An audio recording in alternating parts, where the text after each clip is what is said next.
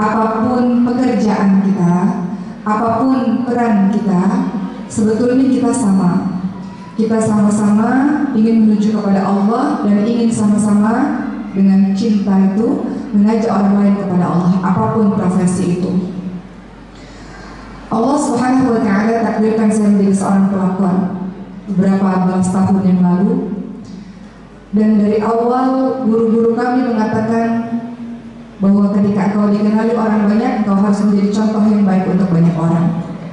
Maka kami mulai menyadari bahwa pelakon pun adalah seorang da'i dan da'iyah. Dokter pun da'i dan da'iyah. Apapun profesi kita adalah seorang da'i dan da'iyah yang menyebarkan ajaran agama Allah Islam rahmatan lil alamin ini. Ketika Allah takdirkan menjadi seorang pelakon dengan konsep di kepala bahwa diri ini adalah da'i atau da'iyah, maka tentu ada beberapa hal yang membatasi kami dalam bekerja. Saya cerita pada malam hari ini sembang santai Bapak dan Ibu sekalian. Dalam film itu Masya Allah, ketika film ditulis oleh orang yang saleh, ketika di sutradarai, director film tersebut adalah orang yang saleh, Masya Allah, membuahkan karya yang sangat luar biasa. Saya teringat pada semasa saya bermain film tersebut, tentu saja kami memberikan beberapa syarat. Yang pertama adalah cara berpakaian dari teman-teman dalam film tersebut haruslah seperti yang saya pakai pada hari ini, dari cara berpakaian.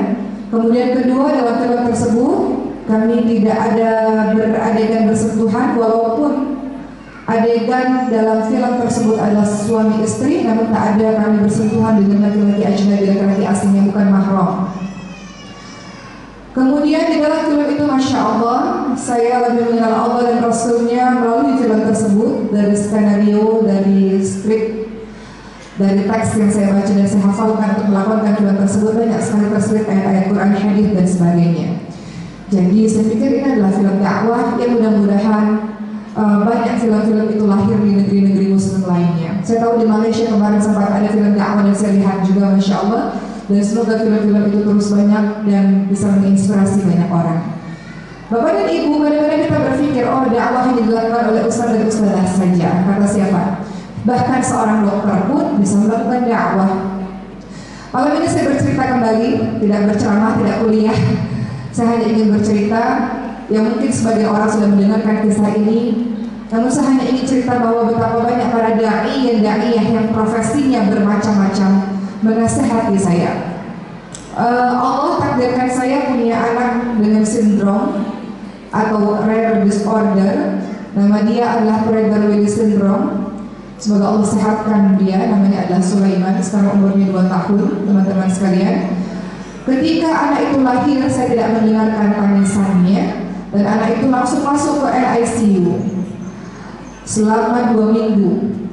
Dan kemudian tentu saja sebagai seorang ibu yang baru bersalin, baru melahirkan, saya merasa shock, terkejut dan sedih dengan keadaan itu, karena anak saya memiliki ciri-ciri muscle yang lemah, otot yang lemah, atau di bahasa kedokteran adalah hypotonia atau otot yang lemah. Sehingga ketika dia minum air susu, dia harus memakai tiup sampai ke lambungnya. Atau kalau dia menangis tak terdengar suara tangisannya, hanya sedikit sekali suara tangisannya dan dia jarang sekali bergerak. Kemudian dokter mengatakan pada saat saya sangat bersedih di NICU, dokter mengatakan, Ibu Oki, banyaklah berdoa kepada Allah, mintalah kepada Allah agar Allah berikan ilmu kepada kami, agar kami memahami, mengetahui, menemukan apa penyakit dari anak ibu ini. Sebuah kelainan langka atau rare disorder atau penyakit jarang jumpa itu tidak mudah langsung begitu saja diketahui oleh dokter, tidak. Diperlukan berbagai macam pemeriksaan dari atas kepala sampai ujung kaki, bahkan darah pun harus dikirim ke luar negara untuk menemukan penyakit itu.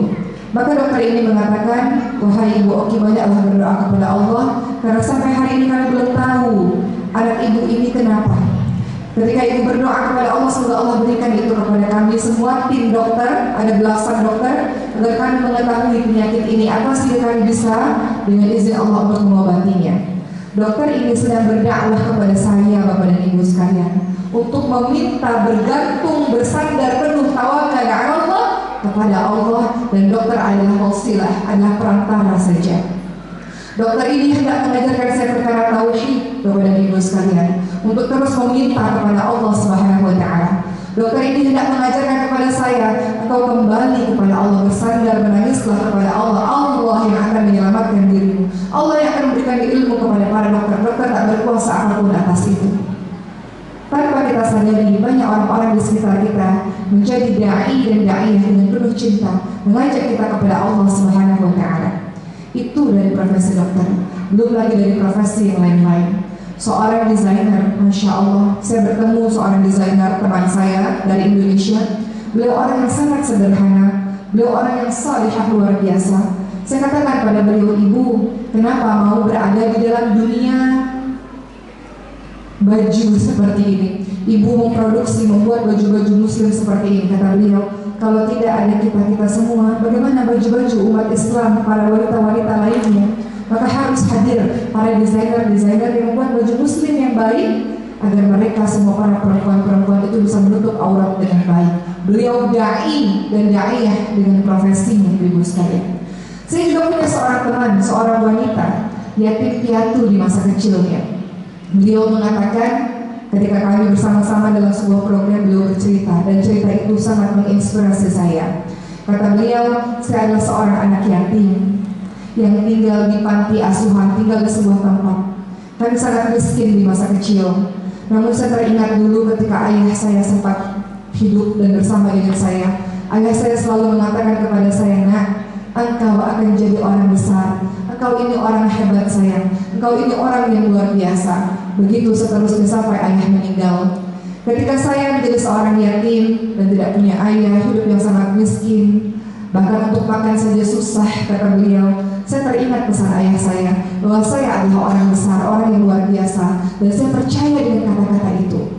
Singkatnya, anak ini akhirnya tumbuh menjadi seorang gadis. Dia berusaha sampai Allah takdirkan dia menjadi seorang businesswoman yang sangat sukses, yang sangat berhasil. Beliau kaya raya, punya pabrik yang sangat besar dalam bidang kosmetik.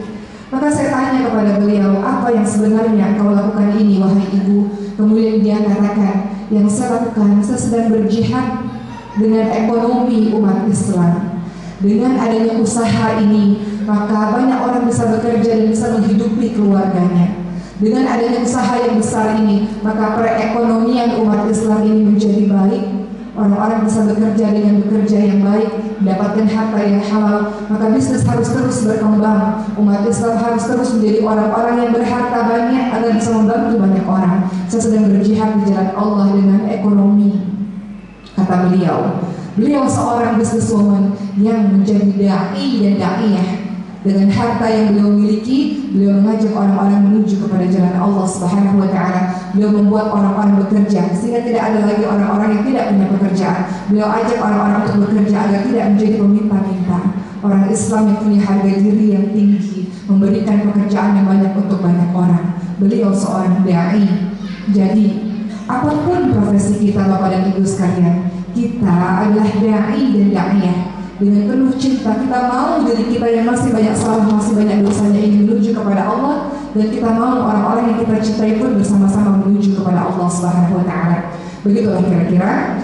Jadi kalau tadi Ustaz Aiman menanyakan bagaimana dengan profesi dan profesi lainnya, begitulah.